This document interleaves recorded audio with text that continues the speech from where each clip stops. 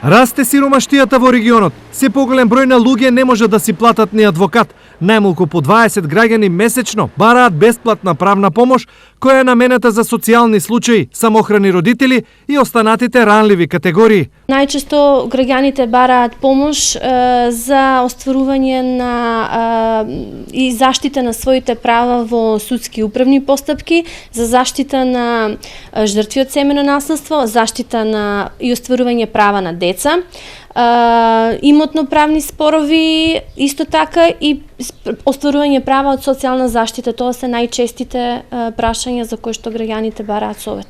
Според невладиниот сектор, бројот на граѓани на кои им е потребна бесплатна правна помош е многу поголем, но многу од жителите на Истокот не знаат дека ваков закон воопшто постои. Друженијата не смеат да се рекламираат, забрането им е со закон, не можат да кажат пред граѓаните дека даваат претходна правна помош. Граѓаните не се доволно запознаени со ова нивно право, така да се работи на измени во законот со што на граѓаните би им се овозможило да се запознаат со ова право за да можат истото да го искористат. Со цел промоција на бесплатната правна помош, Фондацијата Отворено општество заедно со 5 невладени организации започнуваат со спроведување на проект.